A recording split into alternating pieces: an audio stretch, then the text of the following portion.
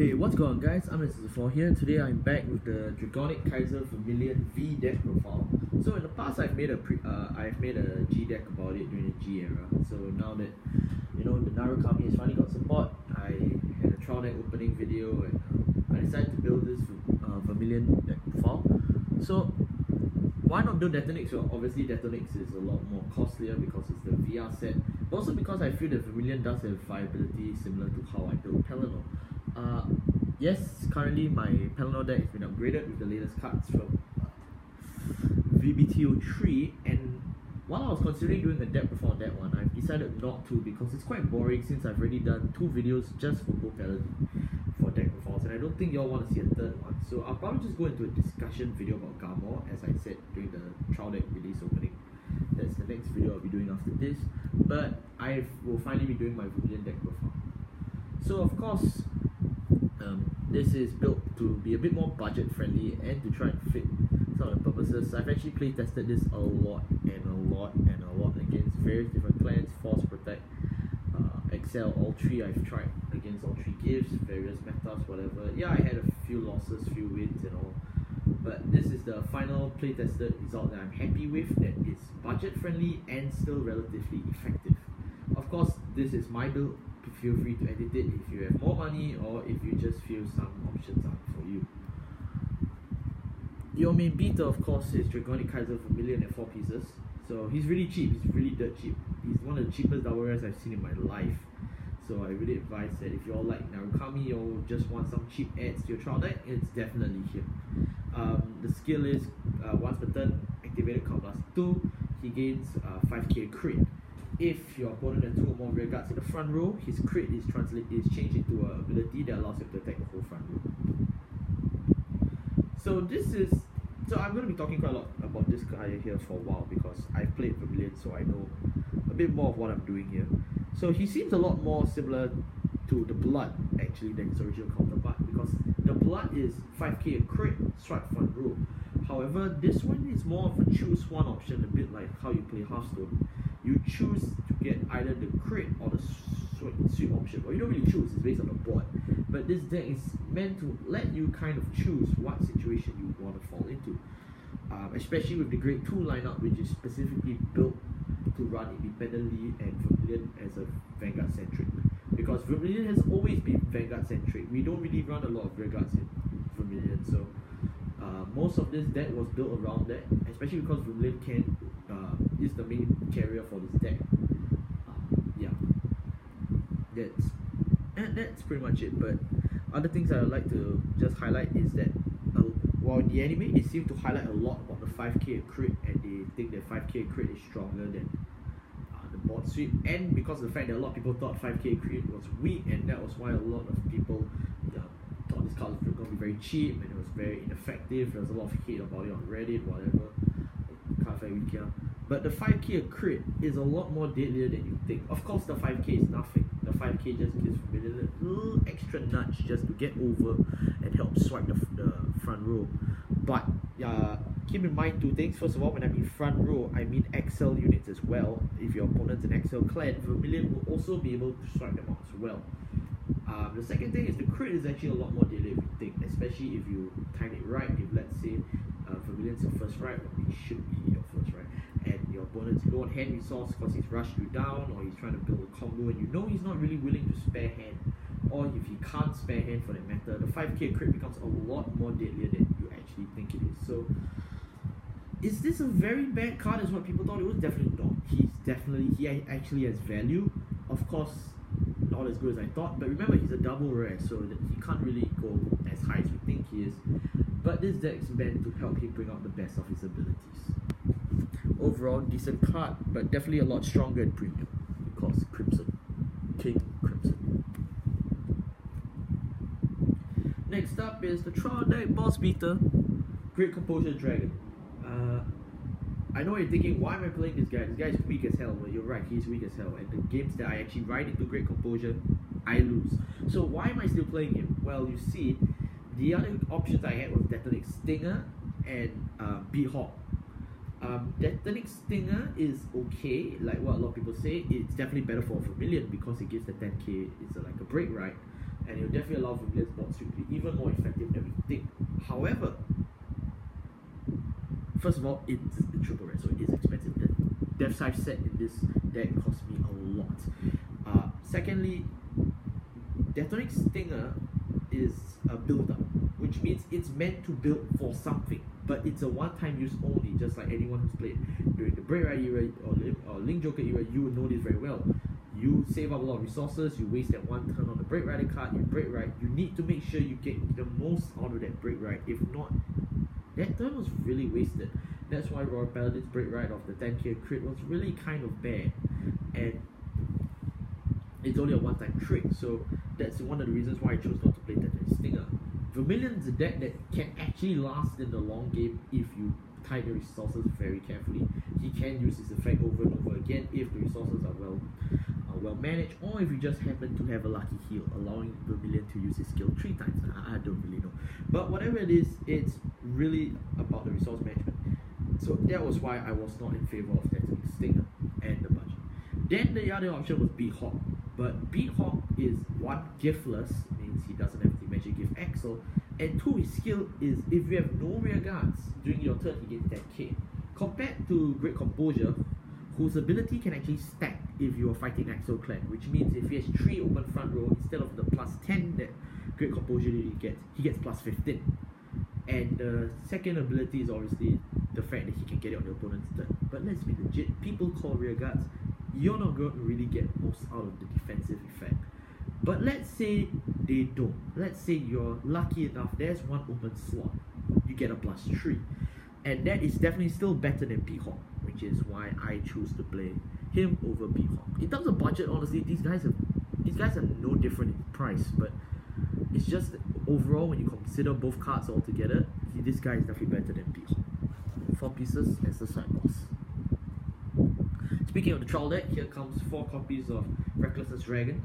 Recklessness Dragon is your ideal right target for this deck. See how this is the only grade 2 that has the Vanguard skill. Vanguard Rearguard, when placed, count +1, choose a unit opponent's front row, bind. So obviously, if you get into him, that's pretty good. Second skill is of course when he attacks. If there's one or less units in the front row, he gets 3k. Pretty basic. Actually, all the grade 2s in this deck are meant to gain their own power by themselves, so they can act independently without boosts. Especially because while playing Vermillion in G, Premium, Standard, whatever you play Vermillion in, you will know that you don't really have a lot of chance for backup. So it's good that your units should be able to attack by themselves. I actually used to play this card, Tempestuous Domineering Wyvern, in this build. However, I pulled it off, and that was why this is actually my 7th take on this video for the 7th build, obviously. Because of the fact that Tempestuous Domineering Wyvern is a one-time trick. He only gains plus 3k during the turn he's placed, and then that's it. Yeah, sure, he comes with the toolbox ability of moving the rearguard up and down according to what you want, but really considering all together, he's not suspendable for late game, and that's why he's not in this deck. So yeah, I just wanted to get it out of the way first. 4 copies of Recklessness, he's part of the trial deck, really easy. Here comes someone else from the trial deck. 3 Thunderstorm Dragoon, which initially was Tempestuous Domineering Wyvern, the common, but I removed it. Of course, the other option was of course the Full Metal Hawk Dragon, the 12k vanilla, but he's really dead in your hand. If you happen to drive check him during times where you really need shield, he's really useless in your hand.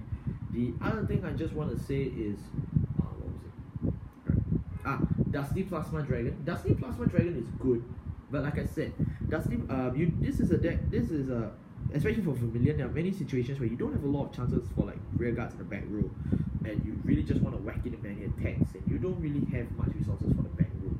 So in terms of that, you can't really maximize Dusty Plasma's skill of getting the +5/+5.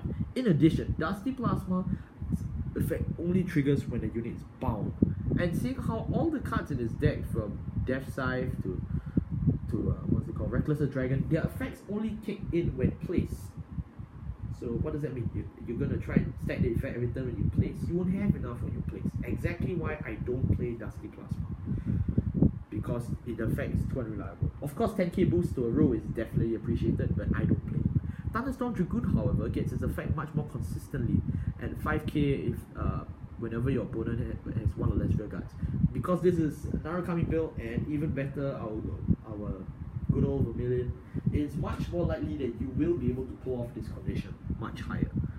Besides, Vermillion doesn't even bind, so it's kind of hard. Anyways, Vermillion's sweep the front row, so you're more likely looking for empty front row spot powers rather than actually binding and then using Dusty Plasma.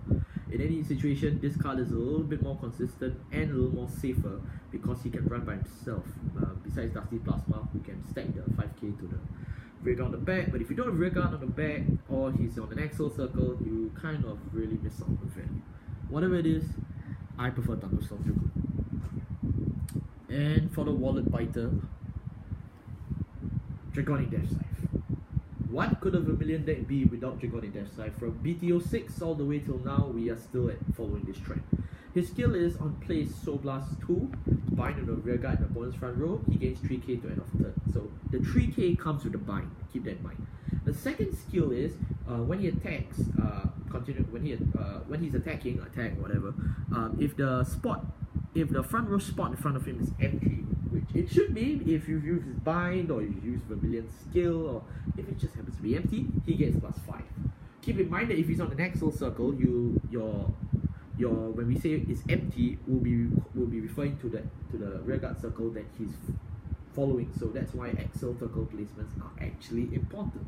So why play 3 copies and not 4? Well, first of all, Soul Blast 2 is heavy. I'm not going to lie. Sure, you can pull off Soul Blast 2, definitely not like some people like Go Paladin.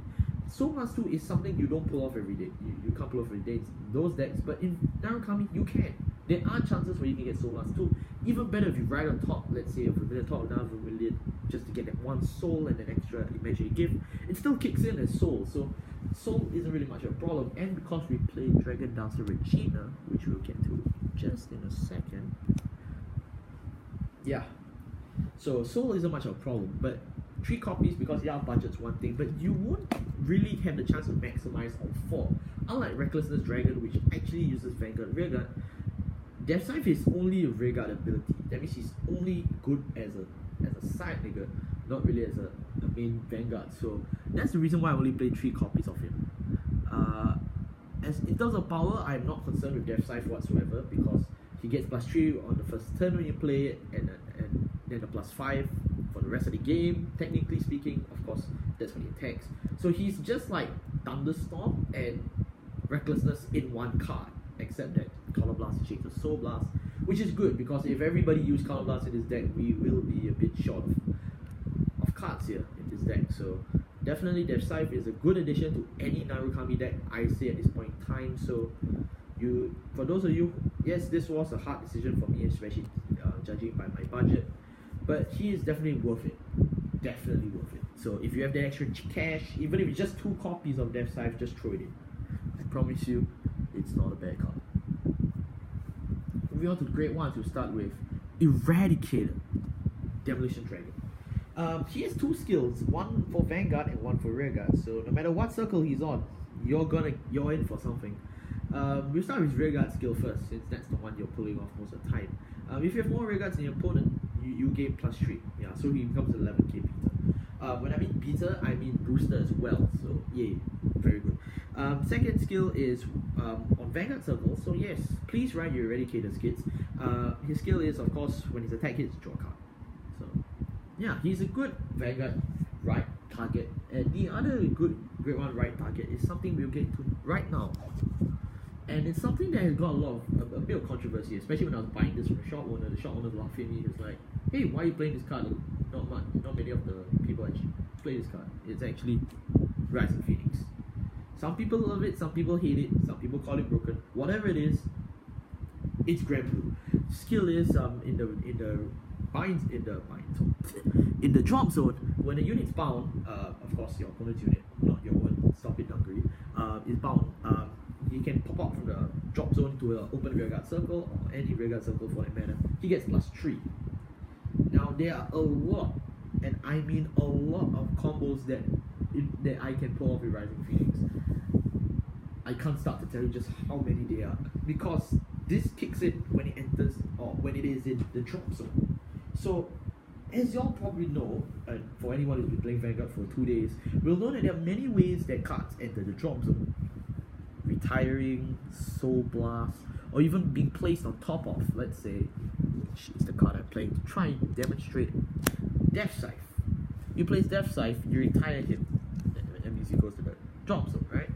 And then you kick in and you use Death Scythe skill. Let's say you casually have 2 Rikis and you Soul Blast it out. Right? Boom. He comes back out. Even though it was retired. Sorry, I didn't mean from here. Yeah, I mean like, let's say, from here. So let's say it's like this. Again, let's say he's there. Let's just say he's there. Or the next circle or something. Or just on a circle. Why you drop it? And you place it. It's a bit shaky on camera. Okay, so he retires, right? He retires. There he goes. You Soul Blast out with 2 cards, casually 2 Rikis. And then he comes up to a new regular circle. Because that was empty, he gets +3. And that's just one of the many ways you can do it. So literally with Rising Phoenix, you can not only transfer him to, let's say it's X circle, you can transfer him around, this is a big kitty, sorry guys. You can transfer him around to another circle that's open, or let's say he started your soul. So let's say you place Death Scythe, occasionally Soul Blast out 2 great ones. Okay, bind, Rising Phoenix's skill, pops it, boom, there he goes. So, yeah, Rising Phoenix is definitely a good card. I would love to go into every situation that you could use Rising Phoenix in because it's mad. This card is literally broken, and I think one day Bushiroad is going to end up nerfing it. But then again, it's not. Considering how all my statements previously has all been about how Vermillion has very little back row regard, this is literally the saving grace for him. Because this guy, whenever you bind, he just pops out from the drop zone and he just, comes out as a free back row support. Of course, if you're really desperate, you can put him in an Excel circle, but keep this in mind, his 3k boost only lasts on the end of turn, so you might not want to, you might not want to bet on him as an 11k beater for all time. The other thing, of course, is you can use him as Guardian, so let's say you guard, I'm not going to demonstrate anymore, but you get the point. This guy's good, and even as a grade 1 right target, it means he's in the soul, and you can soul master him out, you manipulate skill with Death Scythe, or recklessness, or whatever, blah blah blah. You understand the combo. Now, I only play 3 copies because budget's one thing, but also because of consistency's sake. There's no need to play 4 Phoenixes unless you're hoping to swarm the entire board with birds. Because let's be legit, nobody wants to see 4 birds on the field. Well, that's one. But secondly of all, the 11k is only for a turn and it just dies. It comes back in regular 8k. Unless you somehow kick him back to the drop zone and then you use the skill again, he's gonna just camp at 8k. Compared to the many other cards in his deck that can gain power or play around with themselves, he becomes a bit dead on the board after that one-time trade. Which is why I only need to play 3 and not 4. And also, like I said, for consistency's sake. So, yeah. I mean, once you get the value of 1 Phoenix, it's already pretty good. So, you don't really need to maximize and try and obtain 4 Phoenix stack. There's really no need to, please. The next card is something 2 apiece. It's Lizard Soldier Riki. Skill Vanguard Regard, but don't use the Vanguard skill. Soul Blast 1. Rearrange your opponent's columns, that means you move them up, move them down. Of course, you can't target the one in the center behind the opponent's vanguard, only the ones at the sides, and definitely not Excel circles either. And he gets +3. So he's like Temptress Domineering Wyvern, but he hits the whole board, but with a Soul Blast. So unlike Wyvern, who was free, he's not. And for any one of you in the comments who turn around and tell me, oh, it's a Vanguard Rearguard skill, I guarantee you there is no situation you'll ever need to use his Vanguard skill. No situation, so you don't need to bet on that, folks. I can guarantee you. Of course you may, but it's really not much. It's really rare. You get my point. And I'm going to such lengths to explain to you every card in this deck because Narukami, practically, this set has introduced a lot of delicate choices, and I need to explain why every choice is in this deck. That's why this video is long. Why do I play only 2? Because, like I said, now that Death Scythe runs the soul, you don't really need 4. The Tronic comes in, and the rearranging columns thing is actually not as useful as you think it is. Sure, you may think rearranging the columns is fun because Vermillion can now swipe the units of your choice instead of just the given front. But then again, you can also mean that you can shift them back because empty and back. Let's say there are 2 great 2s in the front, nothing in the back. You pull them back. Vermillion skill 5k1 kick or 5k1 crit kicks in. But this is really not that great, considering the fact that for that soul cost, you could use it for something much more deadlier, like just getting him out of the game altogether, just binding it, get it over and done with. And that's why I only play 2 copies of Riki. However, because of the fact that Riki is still a good card, I still add to it. Next up, another Soul Eater, Lightning Hope Helena at 4 pieces. His skill is once per turn, or she, or whatever. Tell me in the comments what it is. I don't really know. Whenever a unit's bound, if that was your last counter blast, if you have no more counter blast left, counter charge 1, soul blast 1. So I know a lot of you are saying, oh, counter charge for Narukami. Well, first of all, we should only be trying to target this with recklessness or Death Side, because of the only 2 cards in mind. Secondly, if you're hoping that this is the card that counter charges for Vermillion's Counterblast 2, you're dead wrong, because Vermillion needs a Counterblast 2, and for anyone who's taken grade 2 math, 2 plus 2 is 4. If you take another 2 more, that's 6, you lose the game. So you might want to use a Counterblast 1 extra for recklessness, or if you've got a heal trigger that's very good, you don't need to use this card. But do not bet on this card for your counter charging, especially for Vermillion. If you want to bet on this card, you can use it reliably with cards that only require Counterblast 1. The only guy being, of course, recklessness. Please do not make the mistake that I made when tier crafting this deck, that this is the card to counter charge for Vermillion. It's not. However, I played 4 copies apiece for consistency's sake. And the last one, 3 copies of Dragon Dancer Regina. 8k, 10k shield, just regular grade 1. Skill is activated, put in a soul. If you have more rear guards than your opponent, or your opponent is less than you, depends on how you want to look at it. Choose 3 of your rear guards, gain +3. So now you see what I mean by the rear guards need to have their own power.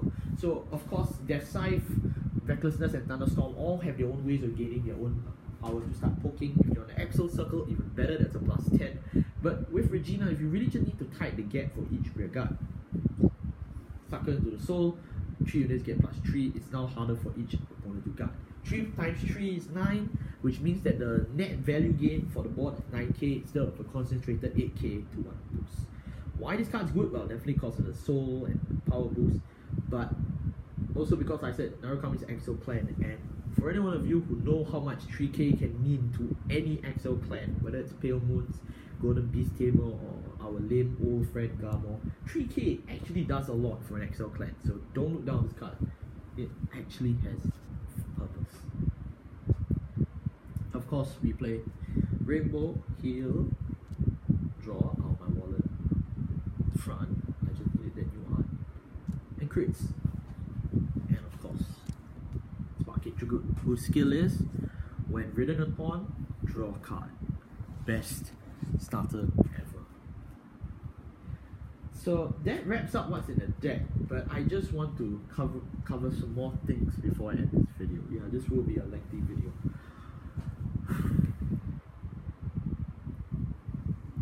So about Vermillion, and of course this one. These guys. 1, 2, 3, 4. GCD. It says, hold it up, just like this. What a nice little group photo. Alright, now it's open. So these cards I'm showing here right now on the screen are the main 4 front row, are basically the main units. And I know what you're thinking, duh, this is pretty obvious, those are grade 3s and 2s. Well, because of the fact that if you're receiving a lot of attacks, you may need to guard with your grade 2s and grade 1s. These are mainly the cards that you're going to be trying to rely on your Axel circles. You don't, well, you could place a Phoenix on the Axel circle, but that's really for desperate. If you really just need to fill the gap and need extra attack, then you do that. But if not, you seriously shouldn't. These are good cards that you can place on Axel circles. The only thing that I would tell you, of course, is to be careful of Death Scythe, because Death Scythe requires you to have that, requires the responding row to be empty. Unlike Thunderstorm, Dragoon, Great Composure, and Recklessness Dragon, whose skill just triggers as long as there's 1 or less, or more than you, or whatever. Death Scythe specifically requires the row in front of him to be empty, so just keep it in mind. But other than that, each of them by themselves are reliable beaters, with Thunderstorm being at getting +5, Recklessness +3, GCD depending on the amount of open circles. Of course, Death Scythe turn you played him. If it's his first turn, it's 8. Second turn, 5. But it's still good.